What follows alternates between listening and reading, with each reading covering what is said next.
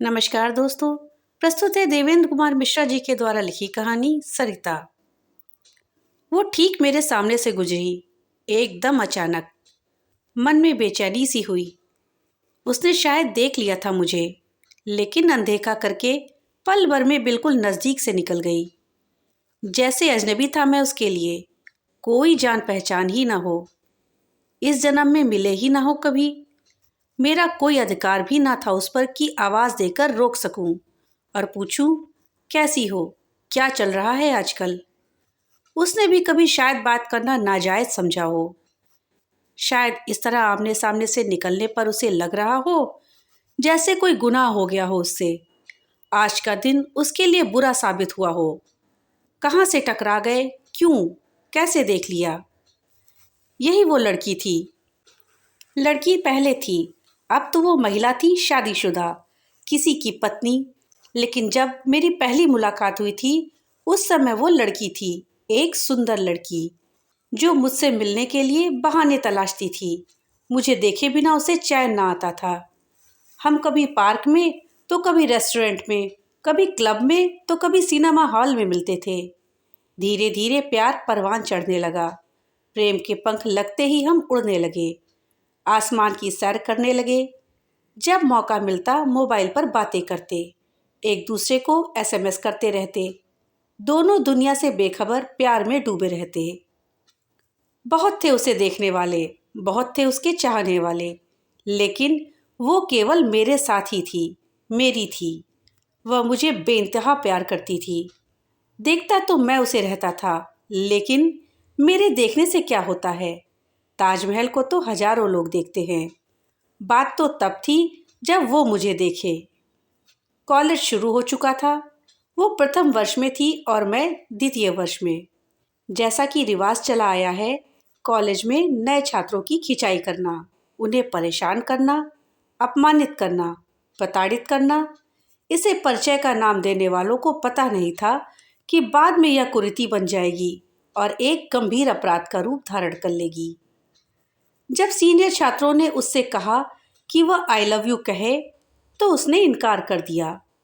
लड़कों ने उसे घेर कर बियर पीने को कहा, उसने इनकार कर दिया। लड़कों ने कहा कि वह अपनी सलवार या कमीज दोनों में से कोई एक उतार दे, उसने मना कर दिया। सीनियर छात्रों ने इसे अपना अपमान समझा।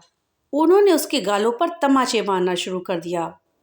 फिर तमाचों की चोट से वो तिलमिलाकर चीखने लगी। सीनियर सभी लड़के बारी बारी आते और जोरदार थप्पड़ मारकर हंसते हुए निकल जाते। उसकी आंखों से आंसुओं की धारा बहने लगी। मेरा भी नंबर आया। मैं ठीक उसके सामने था। वो डर, क्रोध, अपमान से थर्रा रही थी। मैं उसके नज़दीक से निकल गया, बिना उसे तमाचा मारे। फिर सीनियर छात्रों ने उसे जबरदस्ती बियर पिला दी, उसके कपड़े फाड़ने की कोशिश की। वो अपमान और पीड़ा से बिलखती हुई वहीं बैठकर रोने लगी। फिर बियर से उसका सर भारी होने लगा। उसका चेहरा मेरी नज़रों के सामने घूमा। मैं वापस वहीं पहुंचा जहां उसकी रैगिंग हो रही थी। वहां पर अब कोई न था। वो बेसुध पड़ी थी। मैं उसे अस्पताल ले गया। उसके मोबाइल से उसके घर का नंबर लेकर उसे इत्तला कर दी। उसके पिता शहर के बड़े उद्योगपति थे। हालात मालूम होने पर उन्होंने पुलिस को इत्तला कर दी। लड़की के पिता के पास धन बल, राजनीति बल था। उन्होंने कॉलेज की ईंट से ईंट बजा दी। इससे पहले कि लड़कों पर कोई कानूनी कार्रवाई होती, उन्होंने लड़की से अस्पताल में जाकर माफ़ी मांग ली। बात खत्म हो गई। उसके पिता ने मेरा शुक्रिया अदा किया। जब छोटी औकात वाले का शुक्रिया अदा किया जाता है तो उसे शुक्रिया के रूप में कुछ रुपए दिए जाते हैं, ये कहकर कि रख लो, प्यार से दे रहा हूँ। मेरी मना करने की हिम्मत नहीं हुई। ना चाहते हुए भी लेने पड़े। एक करोड़पति आदमी, आलीशान कोठी, गेट पर दरबान, लाइन से खड़ी महंगी चमचपाती गाड़ियाँ।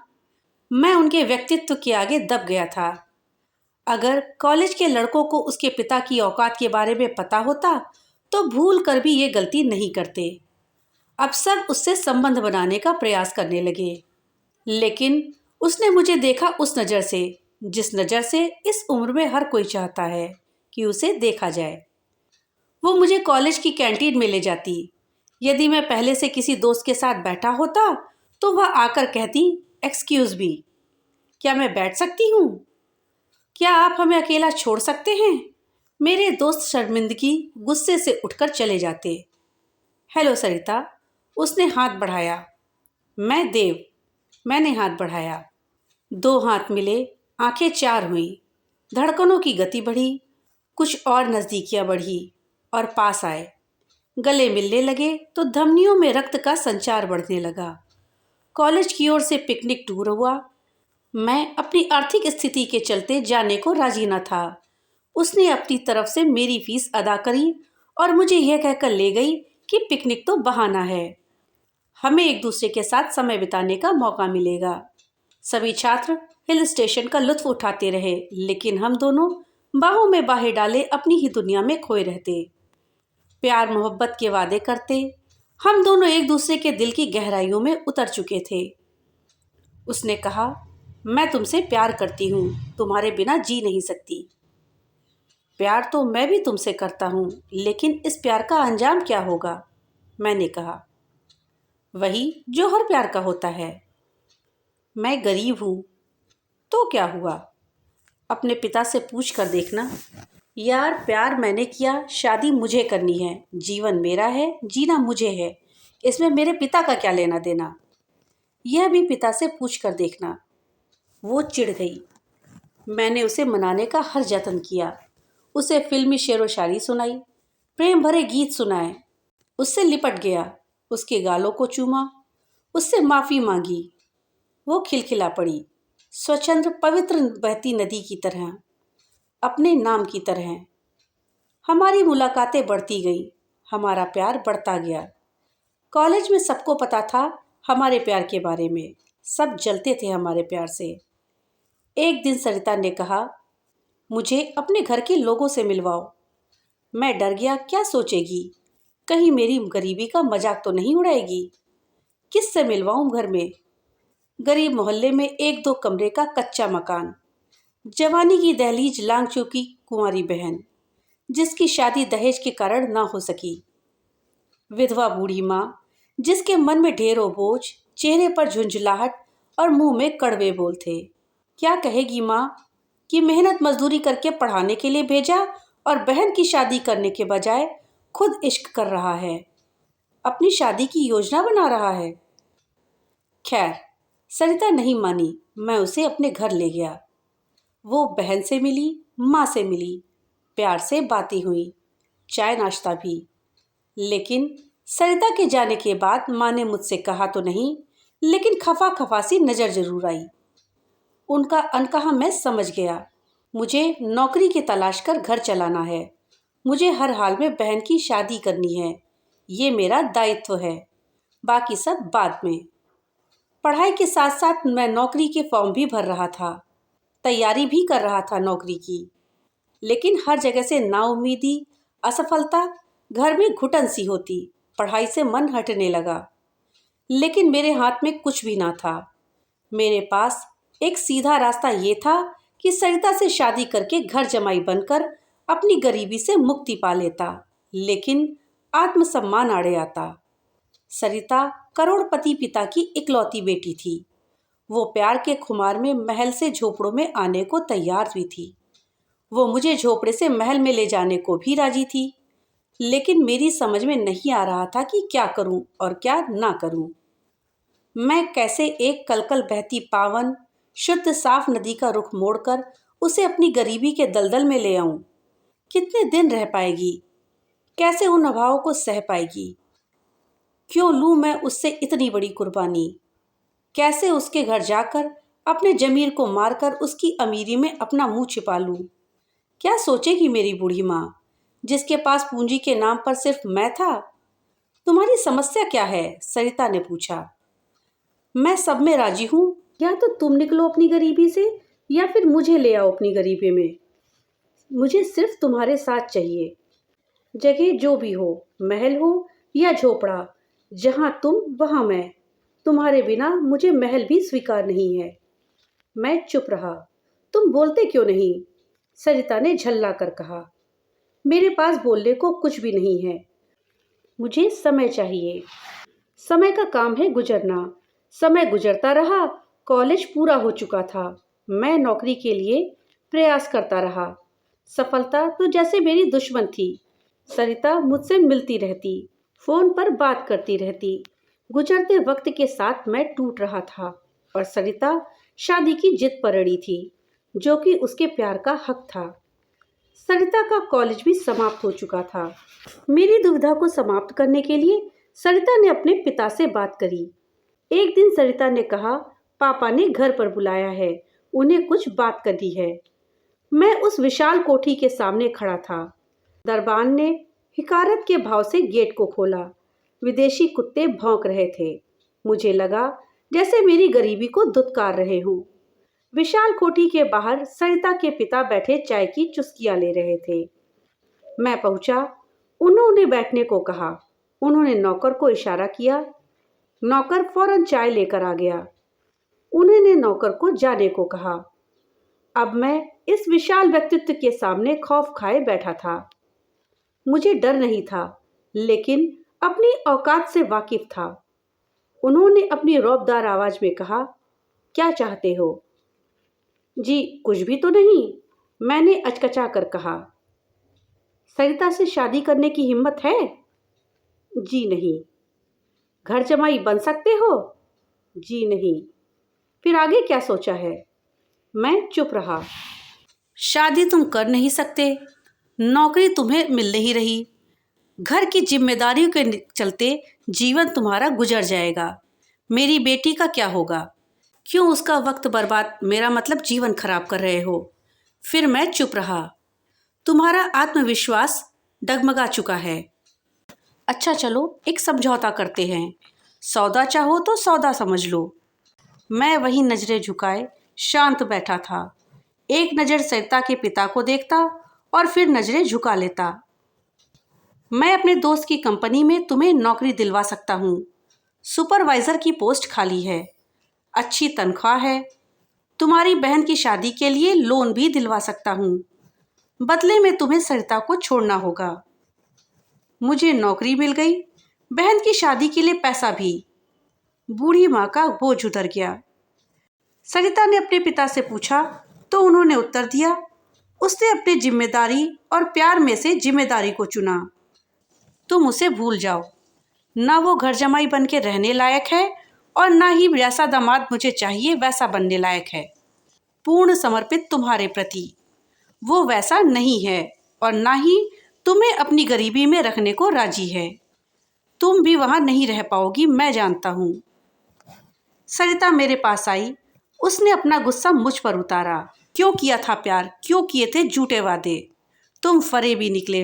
मुझे नहीं पता था कि कॉलेज में मुझे थप्पड़ ना मारने वाला लड़का, मुझे बेहोशी की हालत में अस्पताल ले जाने वाला लड़का, बेकारी और कर्तव्यों के बोझ से इतना दब जाएगा कि अपने प्यार से बचकर भाग निकलेगा।